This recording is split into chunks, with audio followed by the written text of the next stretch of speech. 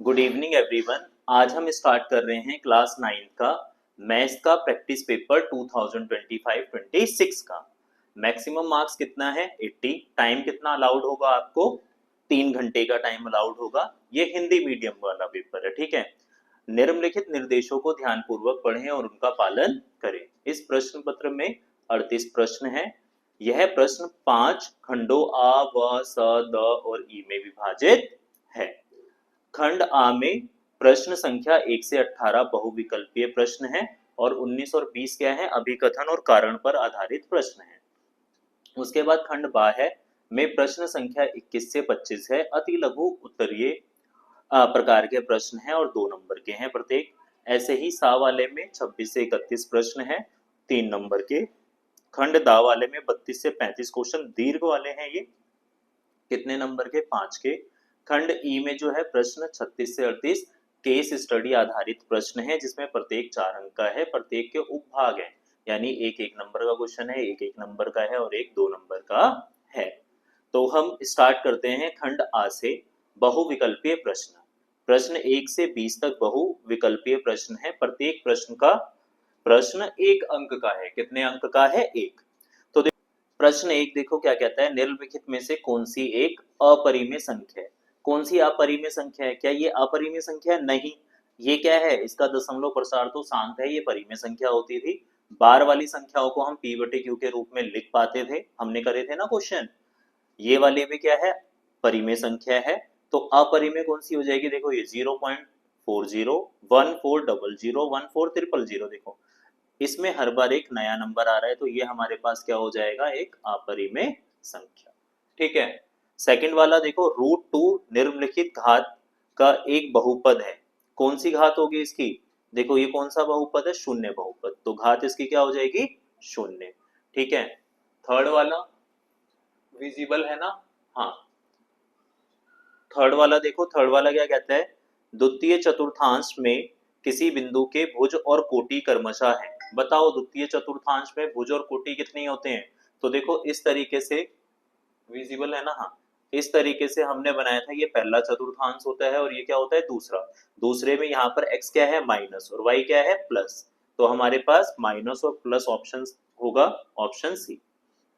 देखो क्या कहता है, 7/3√3 - 2√2 के हर परिमेयकरण करने से हमें प्राप्त होता है। हर परिमेयकरण करने से क्या प्राप्त होगा, हर में क्या प्राप्त होगा, हमें ये बताना है। तो देखो हर का परिमेयकरण करते थे तो हम क्या करते थे, जैसे ये हमारे पास संख्या है -2√2। अब इसका जब हम परिमेयकरण करेंगे तो हम क्या करेंगे बताओ, हम तो बस साइन ही चेंज कर देंगे ना।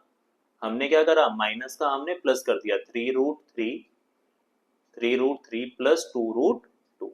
अब देखो ये वाला नंबर तो हमारे पास मल्टीप्लाई करोगे तो ये तो ब्रैकेट में आ जाएगा, 3√3 प्लस 2√2। यहाँ देखो a minus B A plus B क्या हो जाएगा, A square minus B square. बताओ कितना आएगा, 7 3√3 प्लस 2√2 अपॉन में 3 का स्क्वायर क्या होता है, 9, √3 का स्क्वायर क्या होगा, 3, 9 3 से कितना हो जाएगा, 27। 2 का स्क्वायर क्या होता है, 4, √2 का स्क्वायर क्या होगा, 2, 4 2 जा कितना हो जाएगा, 8। तो जब इसको सॉल्व करोगे आपके पास आएगा 7 3√3 प्लस 2√2 अपॉन में 27 में से 8 गया तो कितना बचा, 19। तो हमें हर परिमेयकरण करने पर हर कितना प्राप्त हो रहा है बताओ, 19। तो सही उत्तर कितना हो जाएगा, 19, ठीक है। नेक्स्ट वाला देखो, क्वेश्चन 4 क्या कहता है, शून्य बहुपद की घात है। बताओ शून्य बहुपद की क्या घात होती है, अपरिभाषित होती है। क्या होती है, अपरिभाषित। जो गैर शून्य बहुपद है उसकी घात तो 0 होती है, लेकिन शून्य बहुपद की घात क्या होती है, अपरिभाषित। एक बारंबारता बंटन में एक वर्ग का मध्य बिंदु 10 है तथा उसकी चौड़ाई कितनी है, 6 है। इस वर्ग की सीमा क्या है, तो बताओ कैसे करोगे इसको। तो इसको करने के लिए देखो, मध्य बिंदु का फॉर्मूला क्या होता है, ऊपरी सीमा x मान लो, निचली सीमा y मान लो, ठीक है, बटे में 2 कर दोगे तो कितना आ गया, ये 10 आ गया, है ना। अब यहाँ से x प्लस वाई डिवाइड इधर जाके मल्टीप्लाई नहीं हो जाएगा, क्या हो जाएगा 20, इसको मान लेना 1। उसके बाद इनके वर्ग तथा इनकी चौड़ाई कितनी है, 6 है। चौड़ाई 6 होने का मतलब ऊपरी सीमा में से निचली सीमा माइनस कर दोगे तो कितना आ जाएगा, वो आ जाएगा 6। इसको मान लो 2। तो यहाँ से हम क्या कर सकते हैं, 1 और 2 को अगर आप जोड़ दोगे तो बताओ क्या होगा। ये तो हमारे पास कैंसिल हो गया ना, प्लस और माइनस कैंसिल हो गया, x और x कितना हो जाएगा 2x, ये कितना हो जाएगा 26। x की वैल्यू कितनी हो जाएगी 26 डिवाइड बाय 2, x काटोगे तो आ गया 13। कितना आ गया 13, x आ गया 13। लेकिन हमें तो क्या चाहिए, हमें निचली सीमा चाहिए थी। तो निचली सीमा कौन सी थी, देखो ये ऊपरी मानी थी ना तुमने x, तो x प्लस वाई जोड़कर कितना आ गया, x प्लस वाई जोड़कर आ गया 20। अब x की जगह कितना लिख दोगे 13 प्लस वाई कितना आ गया 20। तो y की वैल्यू कितनी आ गई, y की वैल्यू 20 माइनस 13, y की वैल्यू आपके पास आ गई 7। तो इसीलिए हमारे पास इसकी निम्न सीमा या निचली सीमा कितनी हो जाएगी 7। क्वेश्चन, निम्नलिखित आकृति में POQ एक रेखा है, ये क्या है, एक रेखा, x का मान निकालिए। तो देखो कितना सिंपल सा क्वेश्चन है। अगर ये रेखा है तो 40 प्लस 4x प्लस 3x जोड़कर 180 नहीं आना चाहिए, क्यों आना चाहिए, क्योंकि POQ जो है एक रेखा है। तो इन सबको जोड़ो, 4 और 3 कितना आ जाएगा 7x, 180 प्लस इधर जाके क्या होगा माइनस 7x कितना हो जाएगा 140, x कितना हो जाएगा 140 डिवाइड बाय 7, काटो 7 1 जा 7, 7 2 जा 14 और 0, x की वैल्यू कितनी आ गई 20। तो x कितना आ गया हमारे पास 20। उसके बाद आगे देखो आठवां, ये कौन सा था 7 नंबर। आठवां देखो क्या कहता है, आठवां कहता है वर्ग 130 और 150 का वर्ग चिन्ह है। तो वर्ग चिन्ह का क्या फॉर्मूला होता था बताओ, वर्ग चिन्ह का फॉर्मूला होता था निम्न सीमा जो कि 130 है, ऊपरी सीमा जो कि 150 है, डिवाइड बाय 2 कर दोगे, कितना हो जाएगा ये 280 डिवाइड बाय 2, काटोगे तो कितना आ जाएगा 140। तो हमारे पास सही आंसर क्या हो जाएगा 140। 9 वाला देखो क्या कहता है, 9 वाला कहता है जब x इक्वल टू -1 है तो बहुपद 5x minus 4x square plus 3 का मान ज्ञात कीजिए। तो देखो बहुपद हमारे पास px मानोगे ना, इसको क्या है ये 5x minus 4x square plus का 3, x की जगह कितना रखना है -1 रखो, -1 5, x की जगह -1 रखोगे 4, -1 का स्क्वायर कर दोगे प्लस 3, 5 1 जा 5 माइनस का 4, 1 का स्क्वायर क्या होगा 1, ठीक है, प्लस का 3, माइनस का 5, 4 1 जा 4 प्लस का 3, कितना आ जाएगा माइनस का 9 प्लस का 3 माइनस का 6। एनसीईआरटी का क्वेश्चन है ये, ठीक है, मैच कर जाएगा बुक से अगर आप चेक करोगे तो, ठीक है। प्रश्न 10 देखो क्या कहता है, किसी त्रिभुज के कोणों का अनुपात 5:3:7 है, वह त्रिभुज है। तो देखो त्रिभुज अगर हमारे पास इस तरीके से त्रिभुज बनाओ मान लो, ठीक है, ये 10वां क्वेश्चन है। अगर त्रिभुज बनाते हो अनुपात क्या है 5:3:7, तो एक को क्या मान लोगे 5x, एक को क्या मान लोगे 3x और एक को क्या मान लोगे 7x। जब सबको जोड़ोगे 5x 3x और 7x तो जोड़कर कितना आएगा 180 नहीं आना चाहिए, त्रिभुज के तीनों कोणों का योग जोड़ो, 5 और 3 8, 8 और 7 15, 15x किसके बराबर हो जाएगा 180 के, x की वैल्यू 180 डिवाइड बाय 15 करो, 15 15 1 जा 15, 3 बचेगा, 15 2 जा 30, तो x की वैल्यू क्या आ गई 12। अब इसने तुमसे पूछा है कि बताओ ये कौन सा कोण है, न्यून कोण त्रिभुज है, अधिक कोण त्रिभुज है, समकोण त्रिभुज है या समद्विबाहु त्रिभुज है। तो इसमें ना पहले निकालो 12 5 जा कितना होगा, देखो 5x की वैल्यू क्या आ जाएगी 5 गुणा 12 हो जाएगा ना 60।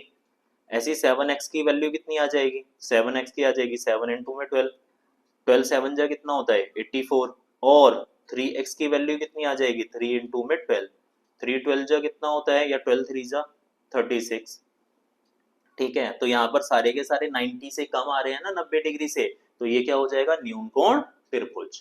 उसके बाद दो चर वाले रैखिक समीकरण ax plus by plus c बराबर 0 के रूप में होती है जहां a not equal to 0, B not equal to 0, क्या ये सही है, हाँ बिल्कुल ठीक है। अगर a और b 0 हो गए तो ये वेरिएबल ही खत्म हो जाएंगे ना इसके, तो इसीलिए a और b 0 के बराबर नहीं हो सकते।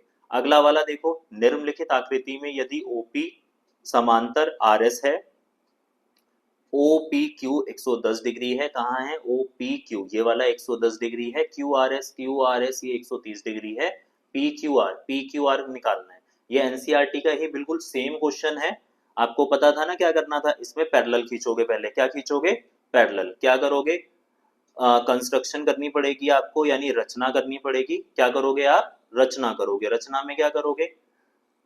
क्यू एम लिख रहा हूं मैं यहाँ पर, ठीक है। क्यू आर एस है ना,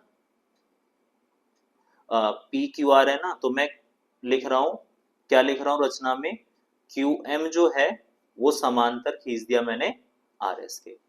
ज्यादा बड़ा क्वेश्चन नहीं है, एक नंबर वाला है, तो मैं शॉर्ट में करा रहा हूँ। तो देखो, जैसे ही ये समांतर खींच दोगे तो ये दोनों समांतर, ये तिर्यक रेखा नहीं हो जाएगी, तो इनके दोनों कोणों का योग कितना होगा? 180। तिर्यक रेखा के और एक ही और बने कोण हो जाएंगे ना 180 डिग्री, ये 130 है तो ये कितना आ जाएगा? 50। अब ध्यान से देखो, ये वाला जो है, ये वाली लाइन क्यू एम समांतर आर एस के है, और पहले से ही ओपी किसके समांतर है? आर एस के, तो ये दोनों भी आपस में समांतर हो जाएगी, तो ये वाली तिर्यक रेखा हो जाएगी। तो यहाँ पर ये दोनों कोण जो है मिलकर कितना हो जाएंगे? 110 डिग्री। तो मैं कह नहीं सकता ओ पी क्यू जो है वो बराबर किसके होना चाहिए? वो बराबर होना चाहिए ये वाला कोण जो है पी क्यू आर प्लस कोण आर क्यू एम के। आर क्यू एम के, इसकी वैल्यू 110 डिग्री नहीं है, ये हमें निकालना है पी क्यू आर, ठीक है। और इसकी वैल्यू अभी मैंने आपको बताई 50 डिग्री। तो पी क्यू आर कितना आ जाएगा? सिंपल सी बात है, 110 प्लस इधर जाके होगा माइनस, तो पी क्यू आर जो है ये आपके पास आ जाएगा 60 डिग्री। तो किस पर टिक लगा दोगे? 60 डिग्री, ठीक है। जिस बच्चे ने रट्टे मार रखे थे वो तो आंख बंद करके ही लगा देगा। एनसीईआरटी का क्वेश्चन है, ठीक है, बुक का, और इम्पोर्टेंट भी है, 3 नंबर में भी ये आ सकता है। अगला देखो, यदि किसी बिंदु का y निर्देशांक शून्य है, तो बताओ y निर्देशांक शून्य है तो यह बिंदु सदैव स्थित होगा कहाँ? x एक्सिस पर होगा, क्योंकि y तो क्या है? 0 है, ठीक। नेक्स्ट क्वेश्चन देखो, क्वेश्चन नंबर 14 क्या कहता है? px जो है x प्लस 3 है, तो px plus p minus x क्या है?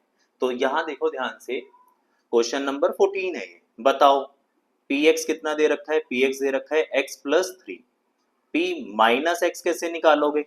माइनस एक्स, एक्स की जगह क्या लिख दोगे आप? Minus x. अब दोनों को जोड़ दो, P x plus P minus x.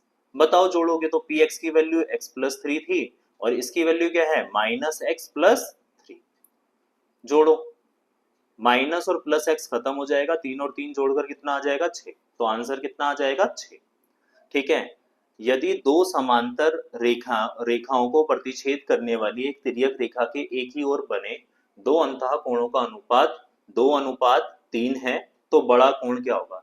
तो देखो, इसके लिए क्या करोगे आप? पहले दो समांतर रेखाएं बनाओ, ये लो, ये हमने तिर्यक रेखा बना ली। एक ही ओर बने कोण का क्या रेशियो है, क्या अनुपात है? 2:3। इसको 2x मान लोगे और इसको 3x मान लोगे। अब बताओ, 2x और 3x जोड़कर कितना आएगा? 180। क्या लिखोगे? तिर्यक रेखा के एक ही ओर बने कोण, एक ही ओर बने कोण कितने होते हैं? 180 डिग्री के। जोड़ के 5x 180 के बराबर नहीं आ जाएगा? x की वैल्यू 180 डिवाइड बाय 5 काटो, 5 3 जा 15, कितना बचेगा? 3, 5 6 जा 30। हमें बड़ा वाला कोण बताना है, बड़ा वाला कोण क्या है? 3x। तो 3x की वैल्यू कितनी है? 36 करो, 3 6 जा 18, 3 3 जा 9 और 1 10, कितना आ जाएगा? 108। उसके बाद कहता है 16 वाला, रैखिक समीकरण 3x minus Y equal to x minus 1 का एक अद्वितीय हल है, केवल एक हल है, केवल दो हल है, अपरिमित रूप से अनेक हल है, कोई हल नहीं है। तो बताओ, किसी भी समीकरण के क्या होते हैं? अपरिमित रूप से अनेक हल होते हैं। तो सी ऑप्शन हो जाएगा। एक्स अक्ष पर स्थित सभी बिंदुओं का भुज है। एक्स अक्ष पर स्थित जो है भुज क्या होगा? बताओ, एक्स की वैल्यू को ही तो भुज बोलते हैं, कोई भी एक संख्या हो सकती है।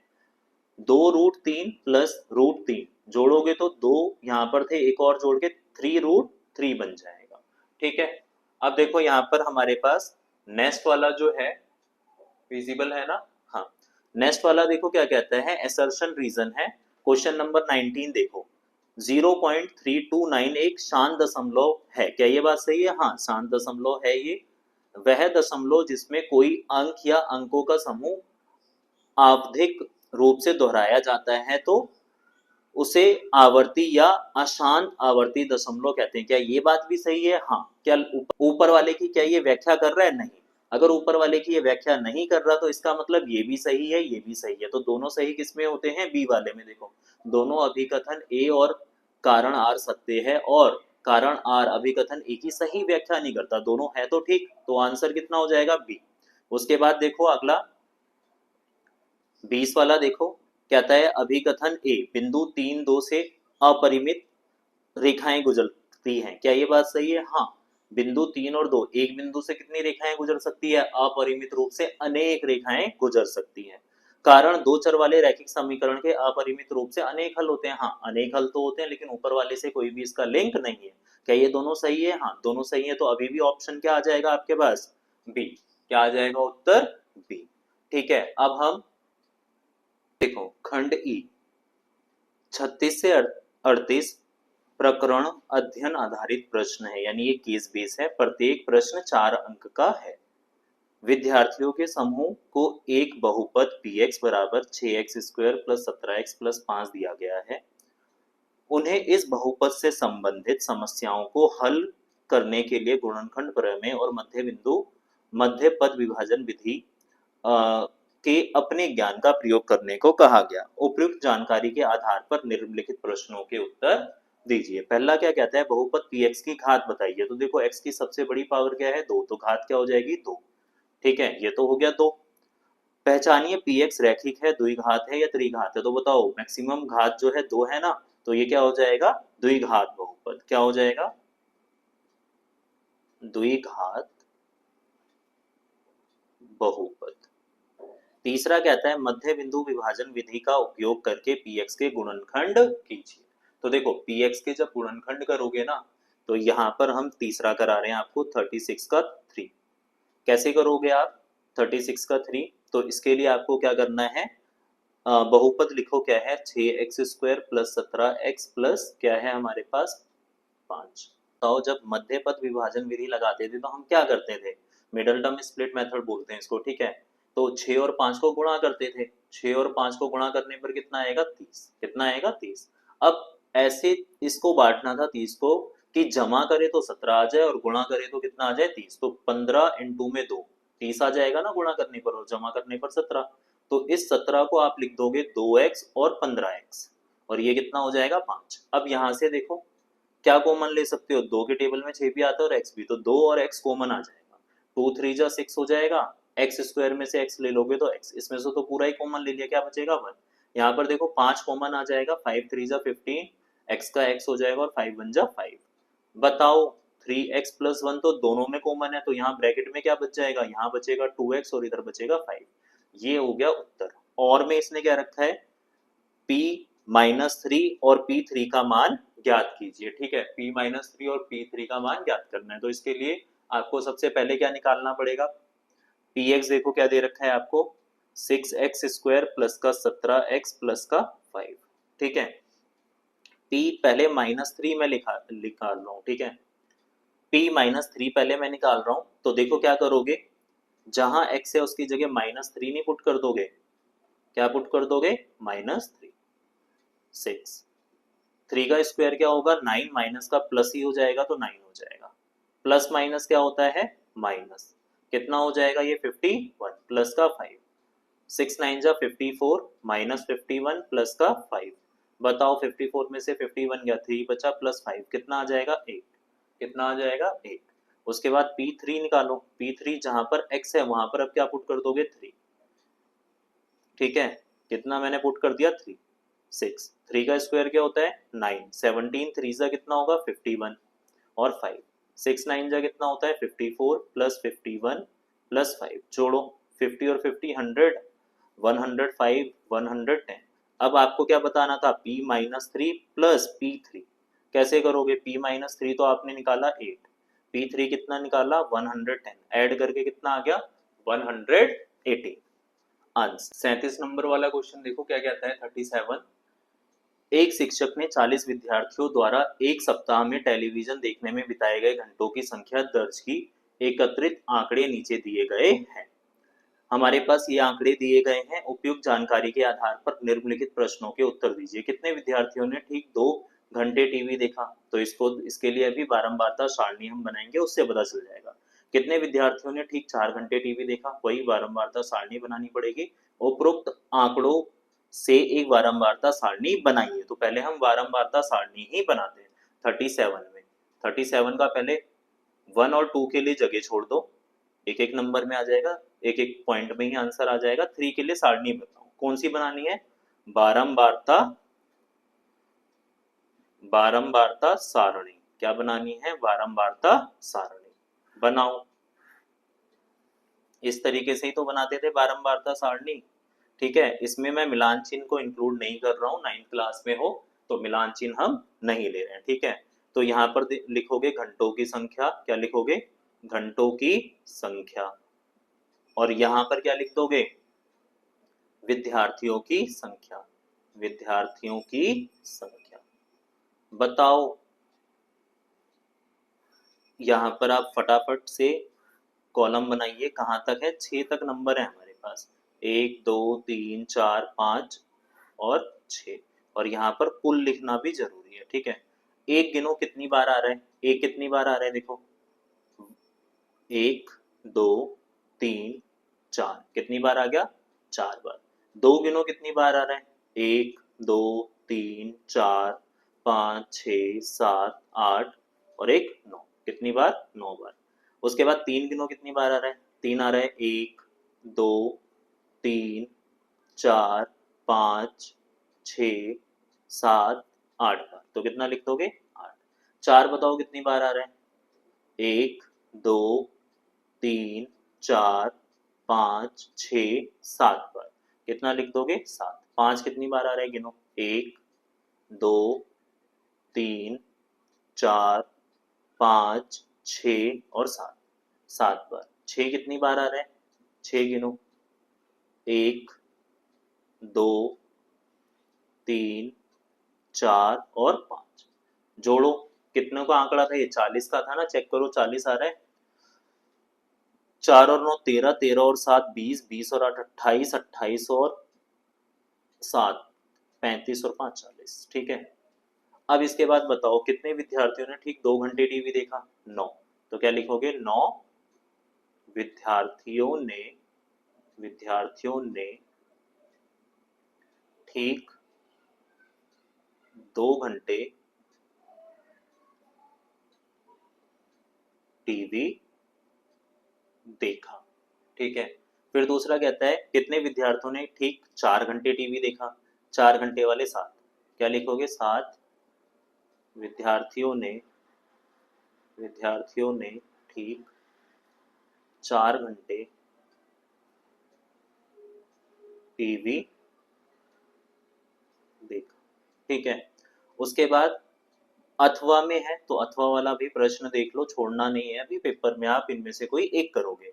कितने विद्यार्थियों ने अधिकतम 4 घंटे टीवी देखा? अधिकतम 4 घंटे कितने विद्यार्थियों ने तो देखा? तो देखो,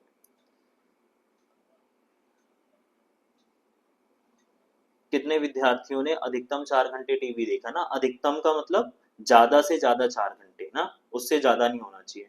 तो अधिकतम 4 घंटे तक तो यही आ गया ना। इतने विद्यार्थियों ने, इन सब ने अधिकतम 4 घंटे देखा या उससे कम, उससे ज्यादा नहीं देखा। तो इन सबको जोड़ दो, कितना आ जाएगा? 4 प्लस 9 प्लस 8 प्लस 7। कितना आ जाएगा? 9 4 13 7 20 28। तो क्या लिख दोगे? 28 विद्यार्थियों ने अधिकतम अधिकतम 4 घंटे टीवी देखा। ठीक है, उसके बाद 38 नंबर वाला क्वेश्चन देखिए। क्या कहता है ये? 38, सुश्री जिज्ञासा छात्रों को समांतर रेखाओं और तिर्यक रेखाओं के बारे में पढ़ा रही है। ठीक है, उन्होंने श्याम पट पर निम्नलिखित आकृति बनाई, 1 2 3 4 ऐसे एंगल बना रखे हैं। जानकारी के आधार पर हमें उत्तर देना है। यदि कोण ए 75 है तो कोण 5 का मान ज्ञात कीजिए। बताओ, एक कोण अगर 75 है तो कोण 5, 1 और 5 तो संगत कोण है, तो 5 बराबर 1 नहीं हो जाएगा? क्या लिख दोगे? संगत कोण है। क्या है ये? संगत कोण। इसीलिए 5 का मान कितना आ जाएगा, 5 का मान आ जाएगा आपके पास 75। यहाँ पे करा देता हूँ मैं सेकंड, ठीक है। सेकंड देखो क्या कहता है, कोण 375 है, कोण 375 है तो 7 बताना है, तो ये भी क्या है देखो 3 और 7 संगत कोण है फिर, तो कोण 7 बराबर किसके आ जाएगा, कोण 3 के, क्या लिखोगे, संगत कोण। और संगत कोण बराबर होते हैं तो कोण 7 भी कितने के बराबर आ जाएगा, कोण 3 के 75 डिग्री।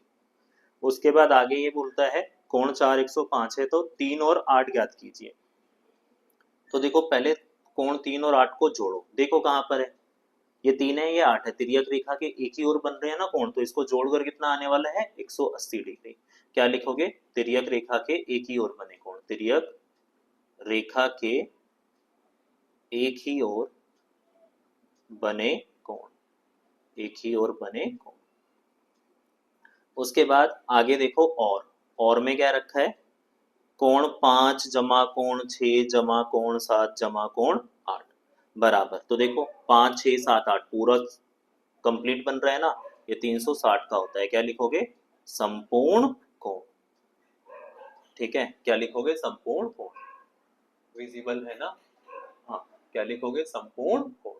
तो कहने का मतलब ये है, ओवरऑल अगर हम पेपर की बात करें तो आपका पेपर बिल्कुल मॉडरेट आया है, सिंपल पेपर आया है, ठीक है। तो कोशिश करना ज्यादा से ज्यादा अंक लाने की। अगर कोई डाउट हो तो आप हमें कमेंट बॉक्स में लिखिए, हम उसका जवाब आपको दे देंगे, ठीक है। मिलते हैं नेक्स्ट पेपर के साथ। Thank you for watching.